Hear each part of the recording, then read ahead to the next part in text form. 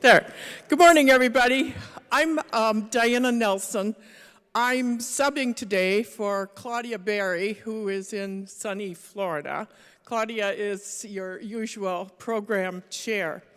My first request, if you would be so kind, is to silence your cell phone ringer. If it's in your purse or in your back pocket, if you would just do that as a courtesy to our speaker, it would be most appreciated. And to begin today's program, now you know we're about half of us here and there's half at home because we're doing it both ways today. However, the people at home cannot ask questions. Only we can ask questions. So please be aware there will be mics for those later on. I'd like to introduce, first of all, our president, Barb Stedgink, for a number of informational announcements.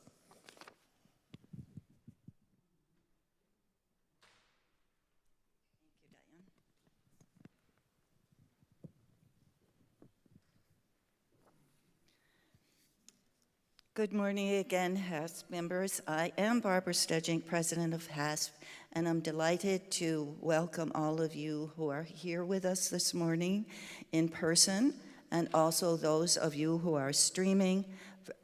We're just happy to have you both ways. Whatever works for you is fine with us. And welcome all of you then to our March 2020 monthly meeting. We are also happy to have Ryan Kilpatrick with us this morning, who will speak to us about the Holland Area Growth Initiative, and he will also address the area's housing supply, another important topic that is of local concern. Thank you, Ryan, for being here this morning. I'm sure that many of you remember that 2 years ago, on March 3, 2020, we held our monthly meeting in the Holland Civic Center. The morning program was presented by artist Lindsay Olson. Her topic was Ocean Acoustics, the art of sound in the sea. In addition to sharing her experience of observing underwater life and activity, she shared her amazing works of fiber art, which portrayed elaborate and delicate specimens of her observations in the ocean. I remember that many of us stood around the table observing and admiring her work. 1 week later, the HASP board met in the new classroom for their March meeting. And if I remember correctly, it was the same day that the college announced first cases of COVID-19 on campus. A day or two later, the college announced a complete shutdown. And you all know what happened next. As most activities came to a halt, most of us stayed in our homes, except for necessary trips to perhaps get groceries or medical reasons. For HASP, it meant canceling or postponing programs, classes, and other activities. Fortunately, our director decided to take the reins in her hands. We began holding meetings on Zoom, planning our annual meeting for June 2020, which was then later recorded by our new staff member, Susan Timmer, and we began planning a modified summer curriculum term. That was the beginning of meeting together virtually for the next 2 years. You might also remember that a year ago, during our March 2021 meeting, I talked about the original 7 tunnels of the Pennsylvania Turnpike. From my own experiences, I mentioned that sometimes it was difficult to keep track of how many more tunnels you had to go through to get to your destination.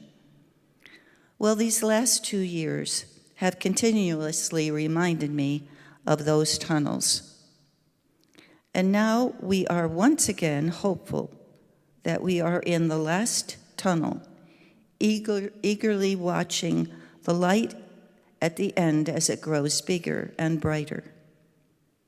Perhaps it will actually be the last tunnel so that we can reach our destination. We are proud to say HASP has survived. Here we are, and we have been able to return to in-person classes in addition to attending virtually. Many committee meetings are now being held in the classroom, always with the option for individuals to attend virtually. And these options will continue. But we do hope that with decreasing COVID cases and positivity rates and the coming of spring and warmer weather, more of you will join us in classes and programs in person. The social aspect and community spirit of HASP has been compromised during the last 2 years, and we are missing each other. Several members have told me that they do miss the socialization that HASP has always offered. So in short, we hope that during the coming weeks and months, more of you will feel comfortable in joining us again in person. We definitely miss you. Now we have a couple of announcements and reminders.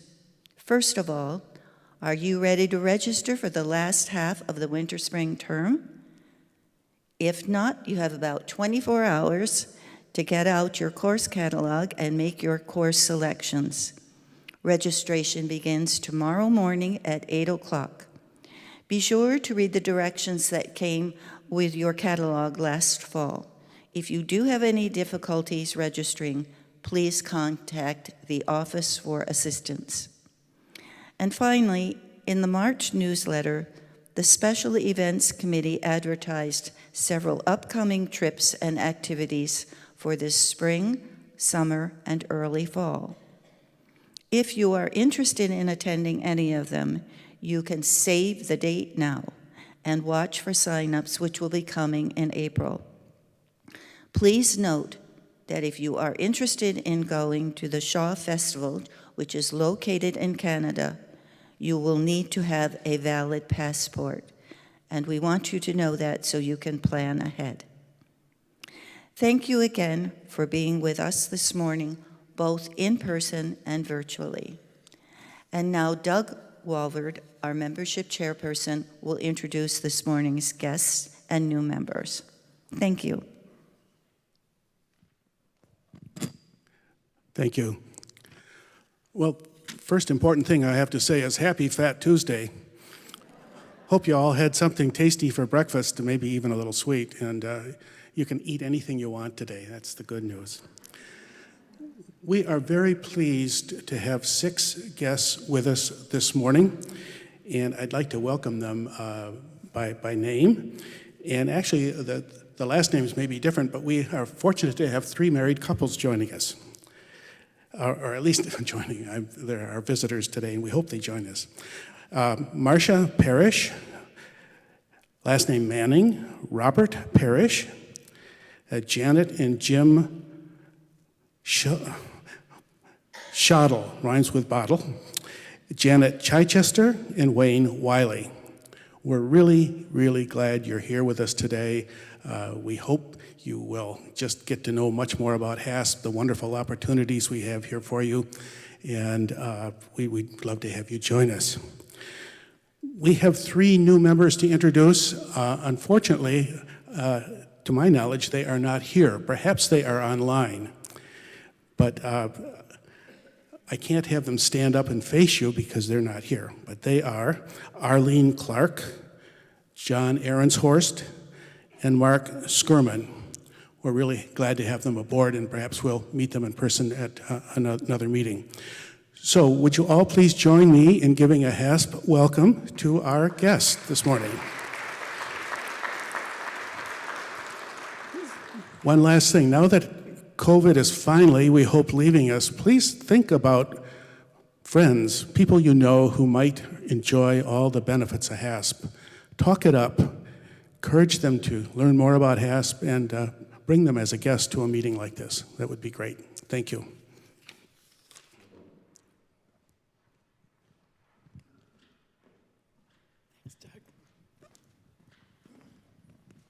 Well, now for the main event.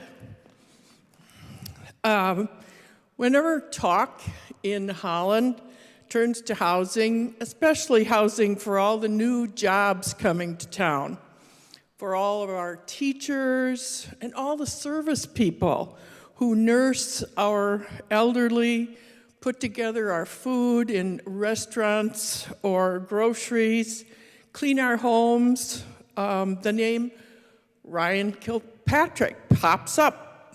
Ryan's background in economic development, affordable housing, community design, and public finance is well known in the area. Ryan Kilpatrick is the executive director of Housing Next. He obtained a BA in community development from GVSU and his master's in design for social innovation from Kendall College of Art and Design. As the executive director of Housing Next, he has helped to define access to housing as a core economic development issue for West Michigan. And he's done this through partnerships with employers, local municipalities, chambers of commerce, and developers. And we'd like to know more about that. Ryan has 17 years of experience supporting local units of government with technical assistance and best practice implementation through planning, zoning, process improvement, and the use of financial tools to create economically vibrant communities so that we can all enjoy our lovely area. At this time, I'd like you to meet, if you haven't already, Ryan Kirkpatrick, who will be speaking, and then we'll be happy to take questions. Please welcome Ryan.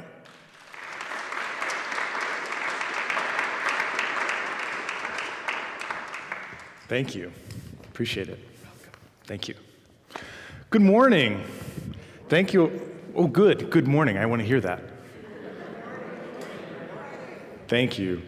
I appreciate y'all coming out this morning. I feel like it's getting warmer out, right? Like approaching 40 degrees feels like, gosh, we might as well be in Florida, right? Thank you for having me. In fact, this is my second time back. I was here about 3 years ago to talk about kind of the initiation of our effort of Housing Next. And I'll give you a little bit of background for those of you who weren't here 3 years ago. Housing Next was created as a partnership, mostly funded by the Community Foundation of Holland Zeeland and the Grand Haven Area Community Foundation, with additional support from the Hayworth Corporation over the last 4.5 years. And then we have a leadership council that is made up of the Lakeshore Advantage, our Economic Development Alliance, Ottawa County Administrator's Office, the West Coast Chamber of Commerce, the Grand Haven Chamber of Commerce, and the Lakeshore Nonprofit Association. So we are a public-private nonprofit partnership that is really focused on solving for our housing challenges. So today, what I want to talk with you about is some of the initial challenges that we faced in 2018 when we first started this work, a lot of the progress that we have made, and how our challenges have changed over the last few years. You can imagine the influence of the pandemic on the housing market has been acute. It's been interesting, and it's creating new challenges for us that we didn't anticipate 3 years ago. So I want to talk a little bit about those things. But first, I kind of want to tell you what we're about. Can everybody see the slides okay? Do we need lights dimmed at all? Is that okay for you? Okay, thumbs up. Thank you. So our metrics for success. The things that we really want to think about are how easy is it to build something in a particular community? There are some communities where it's super easy.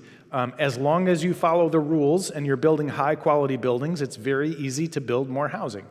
In other communities, it gets increasingly difficult. either because the regulations that are imposed don't quite make sense for the economics and the mathematics of what the market is demanding, or because there are wetland challenges or floodplain challenges or unsuitable soils. Those things we can't fix. In fact, we want to preserve our wetlands. We want to preserve our floodplains. We want to preserve our natural and open spaces. But the things that we can fix, we really want to lean into. The other thing that we really want to pay attention to is how are our communities working together? Rather than to walk into one municipality and share one message and then a different municipality and share a different message, we want those communities to talk to each other and to think collaboratively about how we solve for our housing challenges. To the extent possible, we want to leverage as much private investment into our housing ecosystem as possible. I'll share some slides with you later about the total amount of investment that's needed in order to provide an adequate amount of housing supply for our workforce. And if it was all philanthropic or all public dollars, I wouldn't be here giving you a presentation, I'd be here asking you for money. Because we need a lot of investment to build the right amount of housing. And the more the private sector can be involved and engaged in that process, the better. But we also need our nonprofits. Because our private sector tends to need to produce some level of profit margin in order to satisfy their investors. It's just the way those things work. But there are some product types that we need that won't produce a profit because of the community that we want to serve. And for those product types, we really need our nonprofit sector to be at the table and working towards collaborative solutions. And then this actually is becoming one of the most important things, and we have a new team member here today, Brooke Osterman, who's in the back, who's really going to help us work on this. And this is how do we grow public support for more supply at all price points? Because inevitably we'll go into any particular community and they'll say, yeah, you know, we might be willing to accept a little bit more housing, but it's got to be a particular kind of housing and it can only go in one or two locations. And that creates a very narrow and constrained box within which we have to operate. And so we need more communities to be willing to accept more types of housing while also articulating what are the things that they expect out of that housing and what do they expect out of the neighborhood in terms of economic development and tax generation and contribution to local schools. We want all of those things, but we want to clearly define those and then pave a path forward. And then lastly is how do we think about lean manufacturing at scale?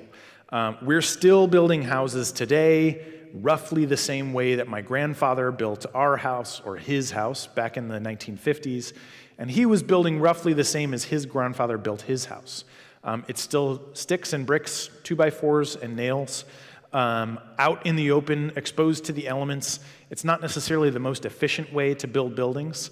And so really thinking about how do we leverage what we've learned about building automobiles in this state and applying that to building housing opportunities. So I won't read this whole list to you. I think you all will have access to this later if you don't read it all right now. But I want to share some of the successes that we've had over the last 4 years. We've been working closely with local municipalities to update local zoning to make it less restrictive to build more housing. We've been working to update local master plans. We've partnered with Ottawa County to re-establish the Ottawa County Housing Commission, which I'm proud to say is going gangbusters. They're doing great work. Our County Commissioner Doug Zylstra is a member of that team. We have helped to catalyze more than 3,600 additional housing units across Ottawa County, with likely another 1,000 on the way. Big numbers that we didn't expect to put up on the board when we started this effort 4 years ago. But some of the other important things we've done are to facilitate conversations with organizations like Good Samaritan Ministries, who have expanded their scope of services. Now Good Sam is offering property management. So if you or your church owns a rental property and you're not exactly sure how to be a property manager, or you want to make sure it's going to the right family who needs it the most, Good Samaritan Ministries can step in and help with that. They can manage the property, they can manage the tenant, they can do all of those client relations, they can do income certification. They've really stepped up in terms of their ability to provide services in the community. And then the last couple of things, we conducted a housing needs assessment, which I'm going to talk a lot about today. And we've been working with West Michigan Policy Forum, the Grand Rapids Area Chamber of Commerce, on legislative updates to provide for more tools to build more housing across the state. And I might talk a little bit about that today too. Whoops, I went backwards. Okay, so broadly, as we think about why do we have a housing shortage, the main issue is actually three things that intersect and interrelate. And as you start to solve for one of these, the other two get easier to solve for. So first, we're really struggling in terms of the kinds of housing that we need today. Historically in the US, and frankly, historically in the span of human civilization when we congregated together in cities and villages, we had a variety of types and sizes of housing. Not everybody has always lived in a single-family home on a big lot.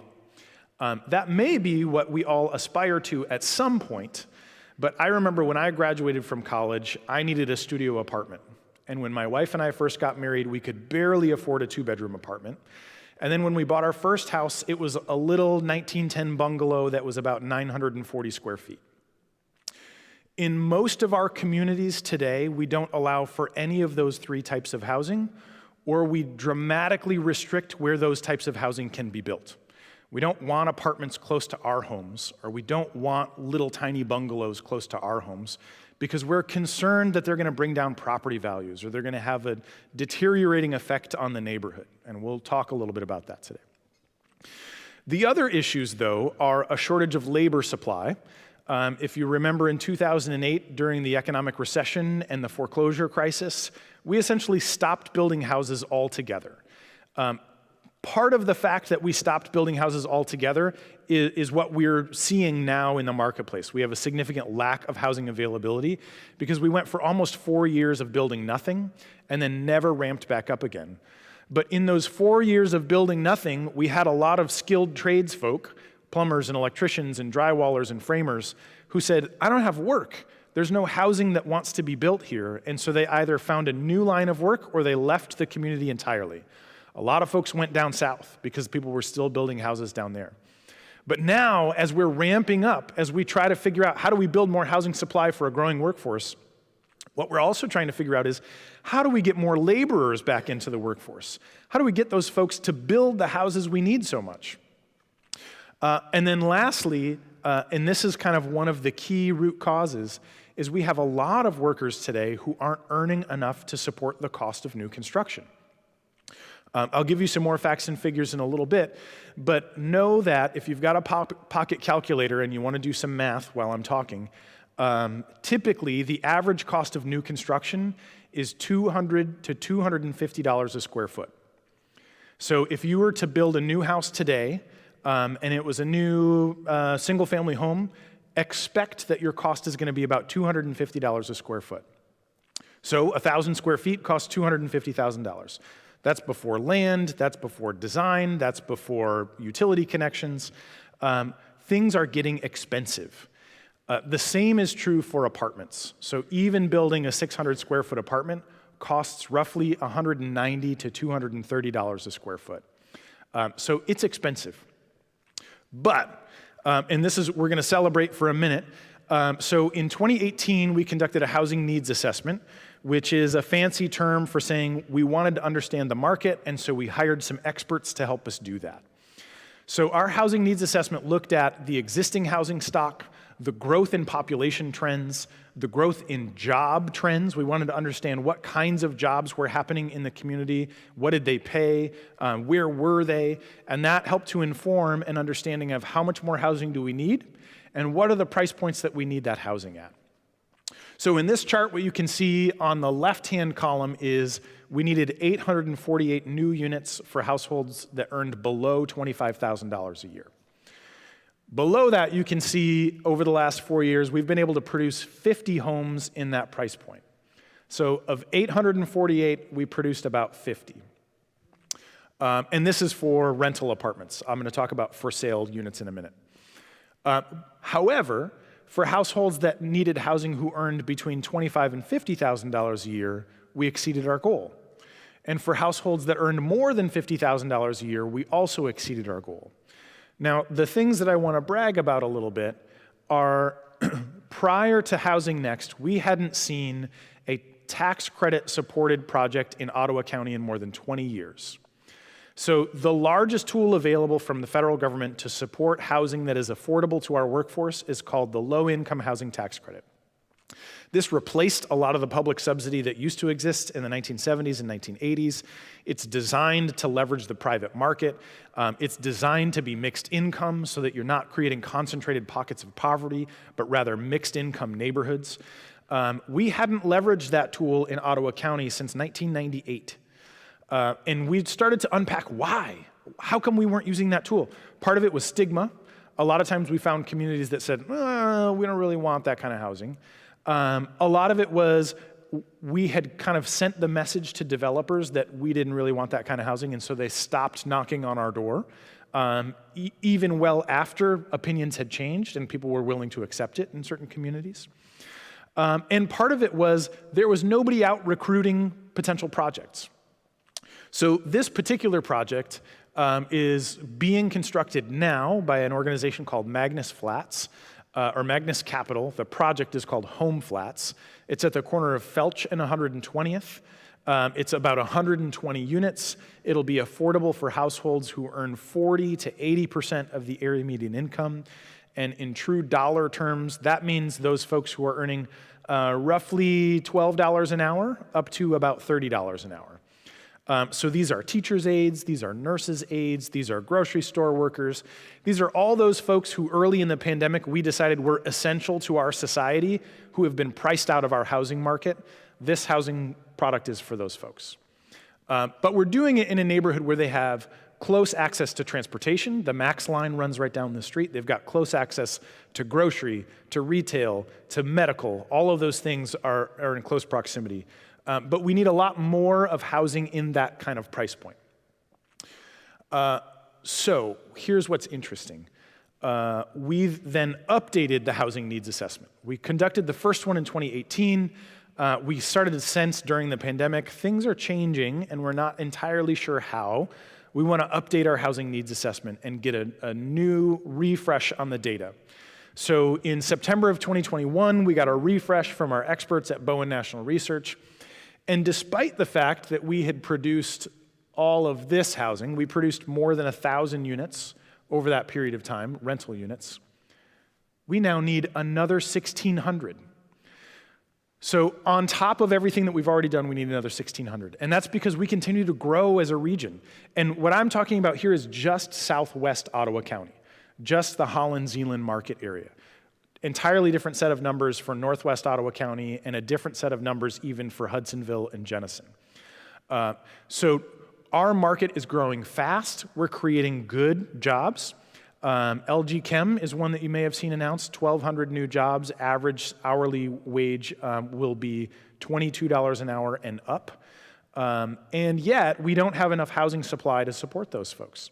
Now, I want to talk a little bit about LG for a minute because I think it's a really interesting case study. We sometimes hear from folks who say, maybe we should stop growing. Maybe we should put the brakes on and not allow more companies to move into our market, especially if we have a housing shortage. And I think there's validity to that dialogue.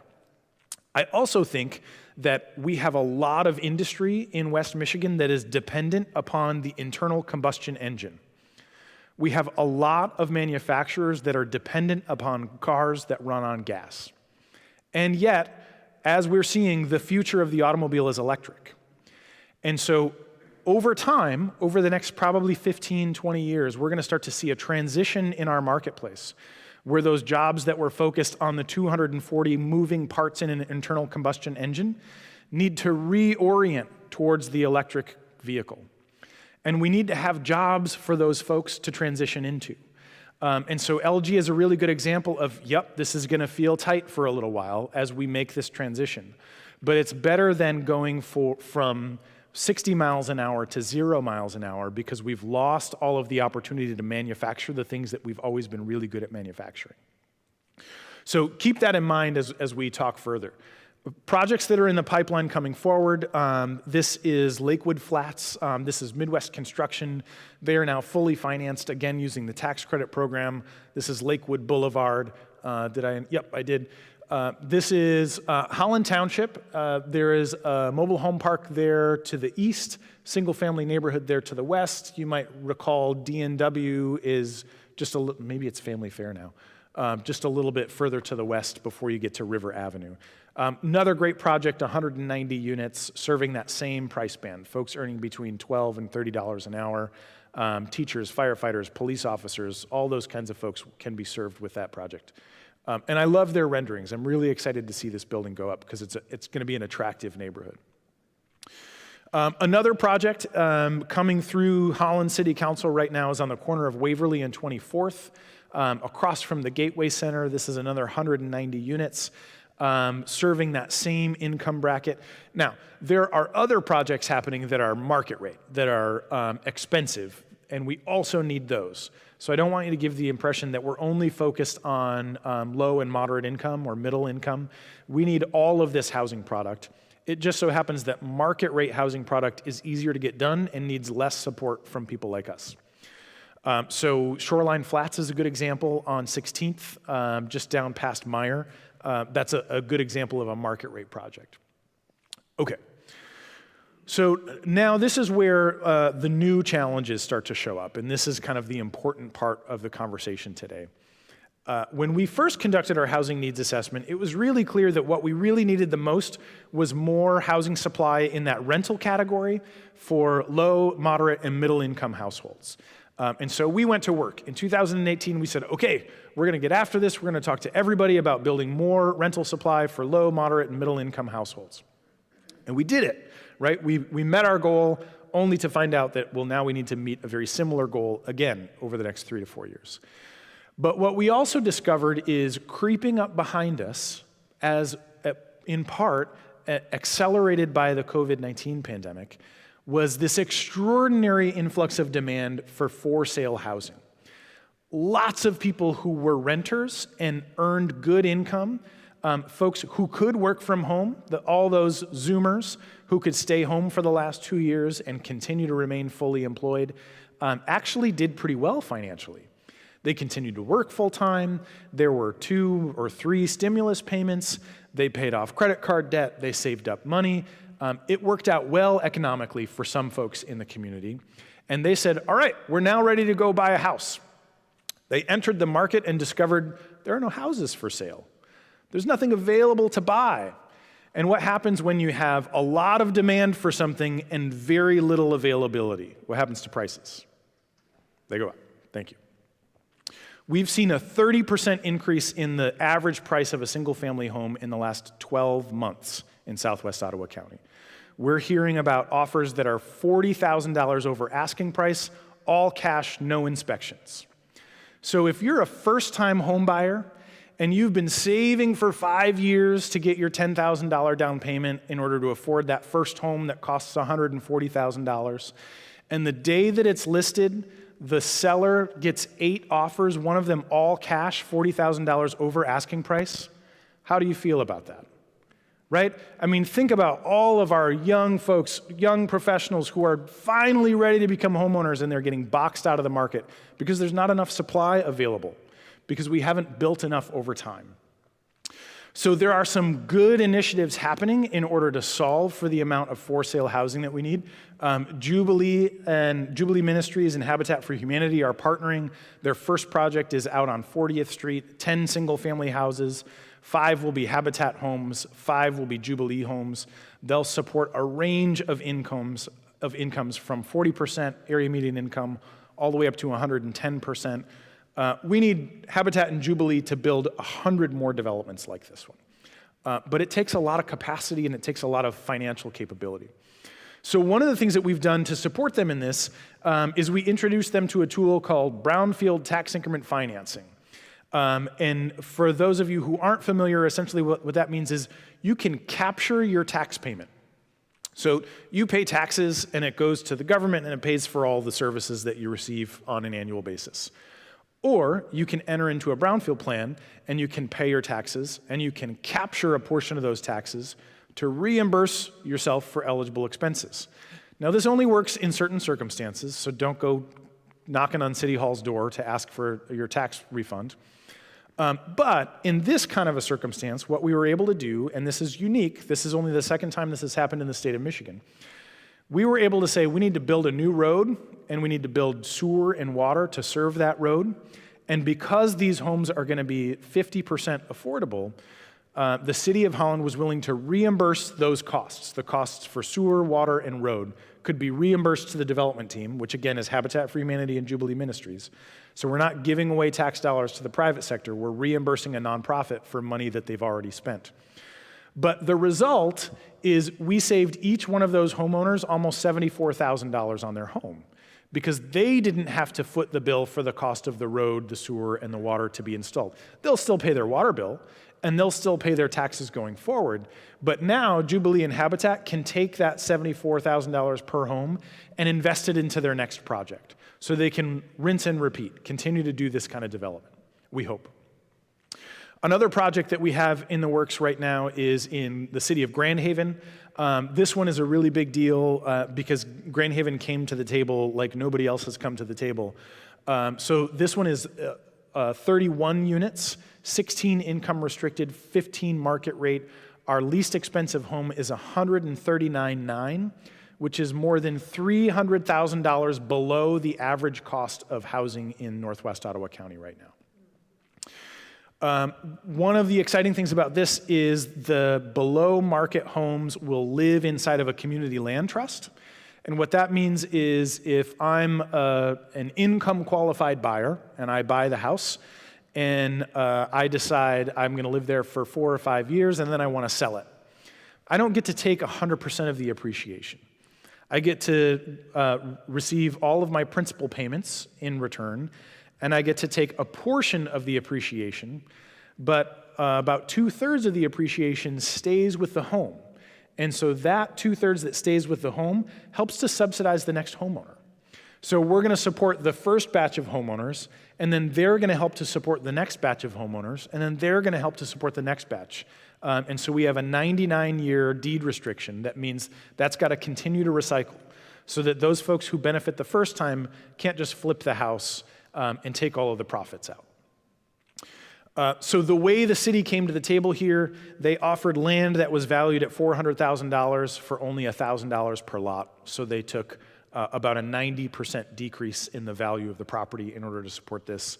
They cut their sewer and water fees. They provided the Brownfield tax increment financing. They created the community land trust. They partnered with a nonprofit that we introduced them to. They've been extraordinarily supportive, and as a result, we're going to have 16 new houses that are priced between $139,000 and $189,000, a price point that used to be middle income. That used to be kind of the bread and butter of the housing industry, and now it doesn't exist at all in Ottawa County. So you can see here, this is a comparison of our rental needs from 2018 to 2021. Blue is 2018, orange is 2021. You can see for the most part, we're seeing a decline in need compared to 2018. I like to pretend that we had something to do with that. But this is the comparison of housing needs for for-sale housing in Ottawa County. You can see it is skyrocketing. We need so much more for-sale housing. But what's interesting is a big chunk of that for-sale housing that we need is in that $150,000 to $250,000 price point.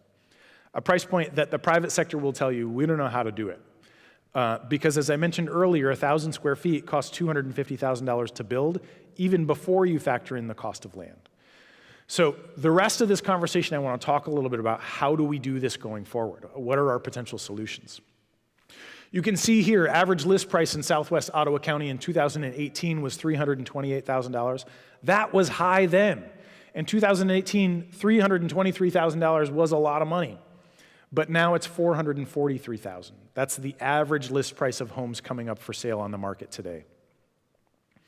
So this is great if you're a homeowner already, right? For those of us who have owned a home for 10 or 15 years, we can say, awesome. Look at all the equity that has been created out of thin air for me. That's fantastic.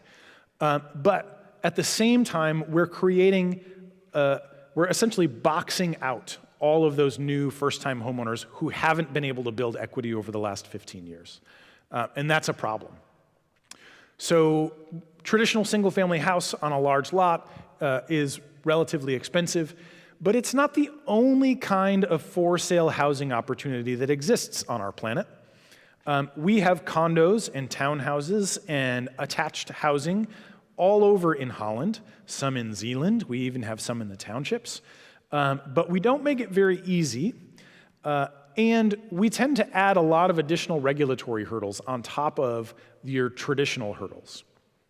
So there are opportunities to build smaller homes, attached homes, villages, little neighborhoods that people feel really good about being a part of and that offer all kinds of housing choices. So today, your two primary choices are you can either live in a building of 120 units or more, like the ones that I've showed you we've been working on, or you can live in a single-family home on a big piece of property. There aren't a lot of opportunities in between. Anybody remember Jubilee's Central Commons project on the corner of 16th and Central? Yep. Gorgeous little project. I think it's 6 little homes on 2 single-family lots. Worked out great for the folks who bought those houses. They bought them, I think, 4.5 years ago for about $210,000. 4.5 years ago, $210,000 for a 600 square foot home seemed like a ton of money. A lot of people were sort of looking down on that project and saying, gosh, I can't believe they're charging so much for those little tiny houses.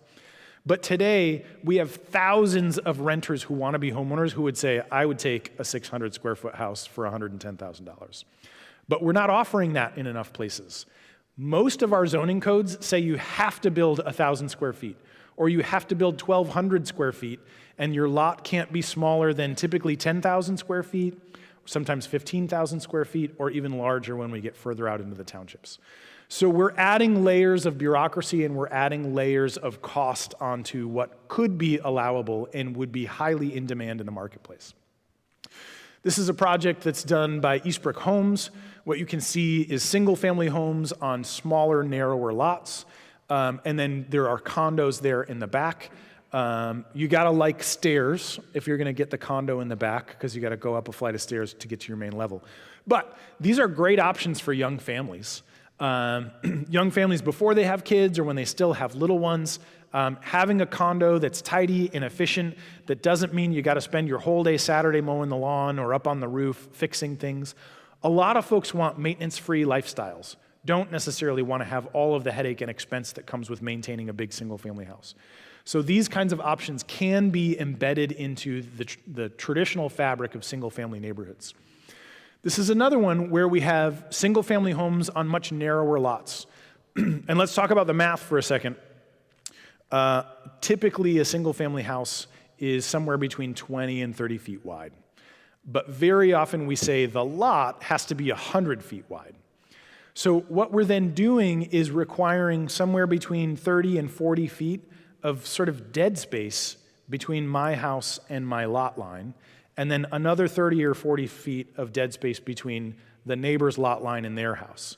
Now, if you have the money and you can afford a big lot, fantastic. I think that's a great way to live and you should do it.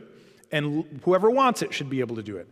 But if there are thousands of folks in the community who can't afford the big lot, what are their options, right? How are we creating more options for narrower lots, for smaller homes on smaller lots, or attached homes?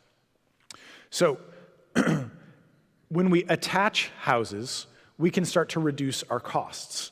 So when you attach one townhouse to another townhouse, you don't have to fund all of the investment in siding and windows on that side of the house that is going to be attached to the neighbor. So look what we've done. We've reduced our costs by about $25,000 just by having 2 single-family houses that are attached to one another. Now, the next thing that we can do with a townhouse is reduce the cost of the lot, because instead of having that 30 or 40 feet of dead space in the side yard, you eliminate all of that. You don't have to pay for all of that land. And so allowing for townhouses becomes an affordable housing option for a family earning less than $60,000 a year. Now that still seems like a lot, right? There are a lot of families that aren't earning $60,000 a year, but this is where we are in the marketplace today. We're really leaning in on trying to support families that earn $60,000 so that they're not priced out of the market as well. Now the other option, you can see those photos up at the top. This is a 1-bedroom, nicely furnished apartment. We can build this kind of an apartment for under $175,000. We can get first-time homeowners into this kind of a housing product at a price point that they can afford if only we can build it in the marketplace. And it doesn't have to look like your traditional urban environment, right? I think a lot of times when we talk about condos and townhouses, we think about this sort of sense of oppressive density, the kind of density that we associate with projects in other big cities. But you can have small town density too. You can have folks who live together in close proximity, but still have a sense of openness and access to natural amenities and proximity to place without having that sense that you're all on top of each other.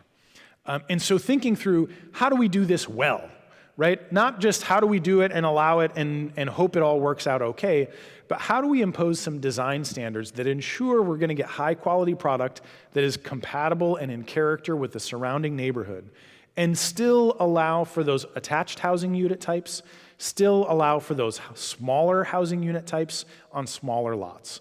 That's really what we need to start to think about going forward.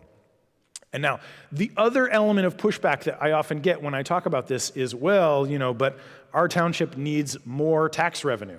We really want to support those $500,000 houses because they pay the big dollars in terms of tax revenue. On a per home basis, that's true. But this is a comparison of two different styles of development on the same 18-acre parcel. On one version, the top version, on 18 acres, you can build about 38 houses. These are roughly half-acre lots. You're going to get homes that are average in price about $425,000 and up. And so that'll produce about $8 million of new tax revenue that'll be shared by the township, by the county, by the state. So that's great, right? $8 million in new tax revenue, that's okay. It produces 16 new students on average, we're thinking about. So typically about a third of households have children living at home. The other 2/3 of households are either empty nesters or young adults who don't yet have kids, or just families that have decided for whatever reason kids aren't in the cards. Now let's compare that to the lower version. The lower version, we still have quite a few actually single-family detached lots. The lots are a bit smaller than the lots above, but they're still single-family homes on individual lots. But then you also have this mix of townhouses in there, and I'll show you a picture of kind of how this develops over time in a second. But as a result, instead of 38 houses, we get 146 on the same piece of land. So if anybody cares about natural space preservation or farmland preservation, this is how we preserve farmland. We allow more housing on less land so that we don't have to go encroach on all of that agricultural land out further into the townships. Now, our average price is still up around $325,000. We're not magicians. We can't reduce the price down to 50 grand per unit. But we got it down 100,000 in this case, and our lowest price unit is now down around $185,000. That is starting to get more affordable to folks. You can see the tax revenue as a result of the bottom example is $23 million, 3 times more than those $500,000 houses up top. And we get 35 new students into the school district. Everybody know how our schools are funded? Mostly on a per pupil basis, right? So the more students, assuming that they have the desks and the teachers to support, most of our school superintendents are telling us we need more kids in the classroom, because that's how we're generating the dollars to support our teachers and to support the facilities that our parents are demanding. So this development on the bottom is far more financially sustainable. And you can see, if you're wondering, why do I care about the amount of road square footage? Well, because somebody's got to maintain that road over time, and it's probably our collective tax dollars that are going to be invested to maintain that road. So if we have 38 taxpayers funding the same amount of infrastructure that we could have 146 taxpayers funding, we have to spend less money per house to fund the bottom version. So here you can see kind of how this plays out. You can see attached dwelling units sort of in the center. You can see detached single-family homes in the back. Lots of folks have garages. There's a little green space in the middle, a nice kind of central square. This project is actually fully constructed. It's in Vermilion, Huntersville, North Carolina. It's gorgeous. Initially, all the price points were super affordable. And by super affordable, I mean like $150,000 to $250,000 for a townhouse, and then $275,000 to $375,000 for single-family homes. Because there is so little of this type of product, the value of those homes has skyrocketed. We're now seeing in Huntersville, North Carolina, those townhouses are selling for $600,000, and the homes are selling for more than $1 million. So as people talk to us about, well, we don't really want density because it's going to bring our property value down, nonsense. Property values don't decline because there are different types of housing in your neighborhood. They decline because of a lack of investment. When people aren't investing in your neighborhood, that's when you need to worry. When they are investing in your neighborhood, it's about how do we impose the kind of design controls that ensure we're getting a product that we want to live next to, regardless of its size or type. So this is the kind of product that we could be building in most traditional neighborhoods. We can build housing that is attached and that is smaller, that is for sale or for rent, and that is compatible with our single-family neighborhoods. Now, I wouldn't recommend building 10 of these in any given neighborhood, but I think most neighborhoods could accommodate one, right? If you have a neighborhood of 150 single-family homes, and we say on the corner we're going to build a small condo building that's got 22 units in it, and those units will sell for $150,000 to $300,000, let's try to make these things less scary. Let's try to unpack what our concerns are about these types of housing and allow more of them in more neighborhoods. So this is another example. Up top, you're seeing the elevation drawing. Down below, you're seeing the site plan, so looking down from above. Each of those two white buildings in the foreground are 4-unit buildings. So there are 4 apartments in each of those buildings, and each of those apartments are for-sale units. 2 of the apartments are studios. I think I have floor plans. Yep. So this actually takes some concentration. Every time I look at it, it takes me a minute to figure out what's happening. But essentially what you're seeing is in orange is a 2-bedroom apartment. In the 2 shades of blue are studio apartments that are about 550 square feet each. And in purple is another 2-bedroom apartment. So what we have here is what is essentially a 4-story building that looks like a 2-story building, right? So these white buildings, they have a garden-level 2-bedroom unit. They have a main-level studio and part of a 2-bedroom. They have a 2nd-story studio and part of a 2-bedroom. And then they have basically what appears to be attic space is actually a full floor. And so we can design these kinds of buildings to be compatible with single-family neighborhoods, but we have to want to allow them into our neighborhoods. And then in the background, there is a building with 2 townhouses. So you can see this here. It's proposed building C. Those are attached townhouses. So in this example, what we're getting is townhouses priced at $225,000 to $275,000, studio apartments that are priced at $165,000, and 2-bedroom apartments that are priced for about $205,000 to $225,000. So these are the affordable price points that our younger generation of first-time home buyers can afford, and that many of them, demographic data tells us about 65% of younger generation is looking for this type of product, rather than a big expensive single-family house that is going to cost a lot of money to maintain. Now, that is to say, at least 35% of younger generation still wants a big expensive single-family house, and more power to them. We're not trying to undermine that.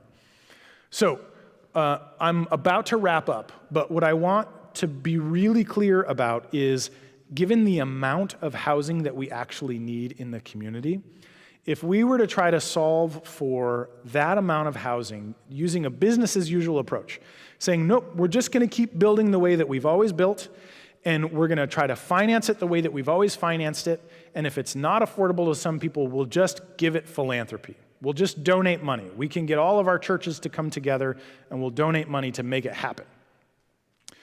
The number we would need to hit is $150 million over the next 4 years to solve a 4-year problem.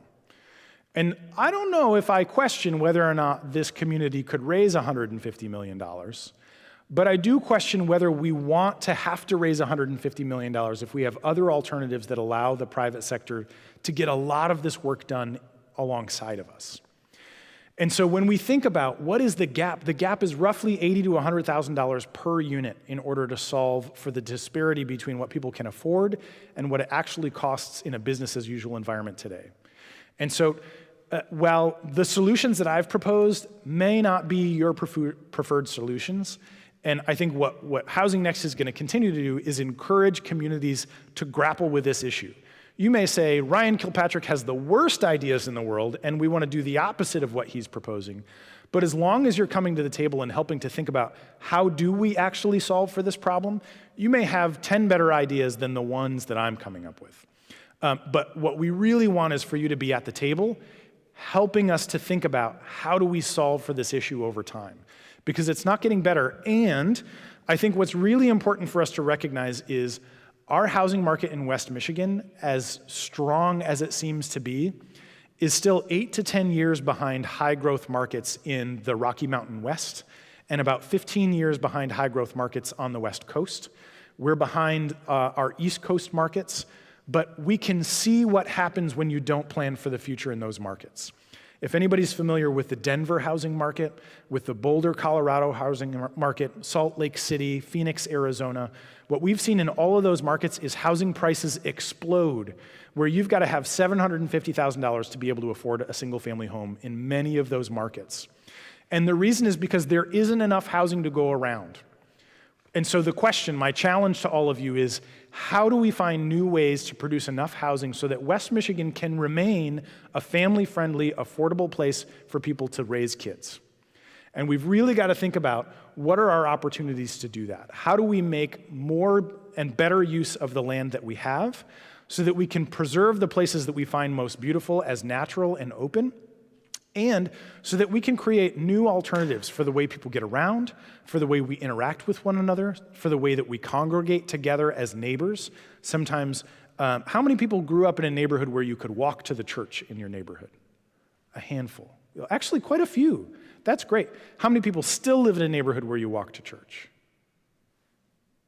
3, 4, 5? Okay, that's good. See the decline? Right? How do we build neighborhoods where you can do those things on a regular basis, whether it's church or the supermarket or it's taking your kids to school?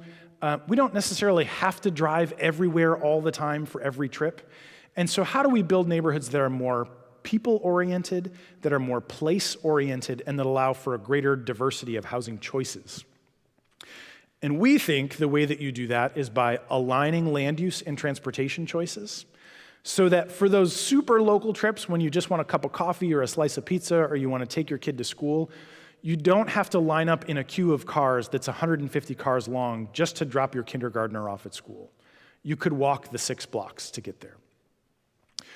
We also really want to encourage consistent and thorough design standards. So all of the pictures I showed you today were intentionally beautiful. I didn't show you pictures of higher density housing that doesn't look very good, and that's on purpose. But we have to recognize that you can build single-family homes poorly, and you can build apartment buildings poorly. But you can also build them both beautifully.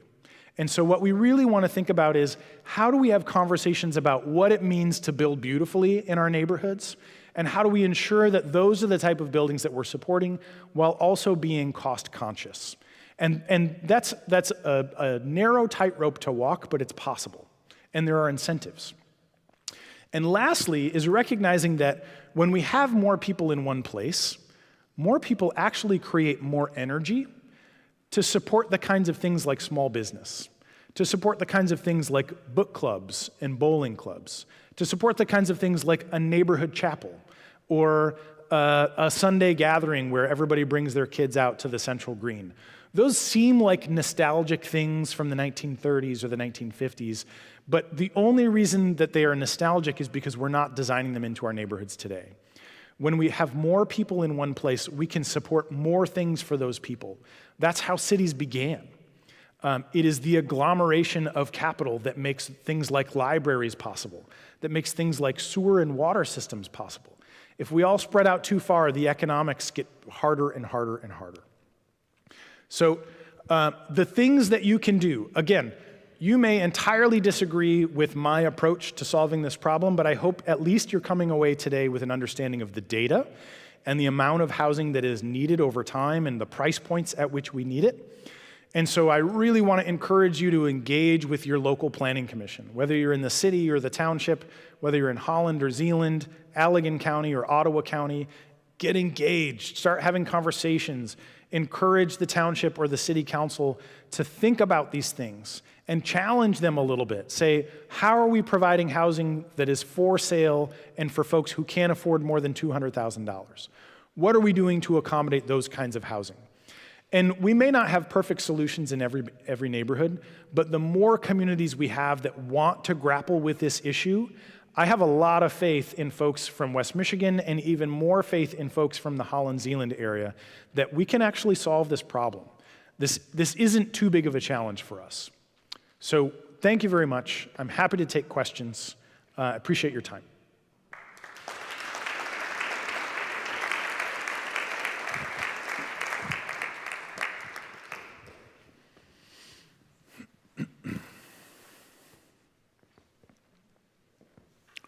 Yes, sir. How do you address the issues along the lines of first responders, such as fire trucks that show up on zero lot line houses, such as police that are in high density areas and the entire neighborhood's involved as opposed to one house, or an ambulance that's pulling into an area trying to find the address, but it is high density? Sure. Those are great questions. So actually, a lot of work has been done around this in partnership with the Fire Chiefs Association and utilizing the International Fire Code to really understand what do we need in terms of street design in order to accommodate first responders, and what have we done as kind of a generalized best practice over time that is frankly overbuilding our infrastructure. So today, often, when you go into almost any community, you'll find the community requires that when a street is built, it has to be 66 feet wide, with a minimum paved width of somewhere between 30 and 50 feet. Now, a fire truck tends to be about 10 feet wide, and the reason they want 30 to 50 feet is because there might be cars parked on either side of the street. And so where a car might be parked, they want to be able to pull that fire truck through. But the things that I want you to think about is how many people have traveled overseas to Western Europe anytime in the last, 10 years. So you'll be very familiar with the fact that they have tight-knit neighborhoods with buildings that are close together and often streets that are very narrow. And they can be served. We actually produce specialized vehicles for those kinds of neighborhoods. That's one opportunity. But it's also just understanding the engineering and the turning radius that's required. In terms of address labels, most local units of government should have in their general law ordinance a requirement that each individual unit be clearly labeled and visible from the street. And so when emergency responders show up, it should be very obvious which building they're going to. It should be very obvious in the way that it's labeled. And it should be very obvious which units are within that building. If it's not adequately signed, then that's kind of an enforcement issue that we have to take care of, but it's not a design problem necessarily. I only put forth the question because on the last fire in Holland, we took out 10 rental units when the fire started in one. Yep. So do you remember the age of that building? I believe it was from Past past 2000. 2000, okay. I think, and I'm not an architect, so don't quote me on this, I think it was the 2010 building code update that required sprinkling in any building that has more than 4 units has to be sprinkled. Any building that has units stacked on top of each other has to be sprinkled. And we now have really tight fire separation requirements between units. So I think you have to have at least a 6-hour firewall in between units now under the current building code. So I think a lot of those things have been taken care of. And I would say one of the things that we often talk about when we talk about street design, and this applies to building design as well, is when we build our streets, we often build our streets for that 0.1% chance that somebody's house will catch fire and a fire truck has to come screaming down the street. But the rest of the 99.9% of the time, it's our kids that are playing in the street, and we've designed the street for people to drive fast on. We've designed a wide street that feels really comfortable for somebody to drive 40 miles an hour on. And so we tend to have a lot more kids who get injured because they get hit by cars, or pedestrians who get hit by cars, than we do individuals who are burn victims as a result of a fire, and it's because of those design choices that we're making. Now, that is not to say we should just, flout the fire code. It's to say, let's think about how we want to prioritize what we build and not let perfect be the enemy of really good. Thank you. I am sorry, guys, but we're out of time. And I want to thank you so much, Ryan, for just a very insightful. People are just stunned to learn everything from you today. It was very thought-provoking, and we hope you'll come back, and we promise to be activists with our city council. And I don't know if you can hear me. Please join us again next month. I hope you can be here in person, because our speaker will be the president of Hope College, President Scogan. That's next month. So thank you all for your attention, and please join me again in thanking Ryan.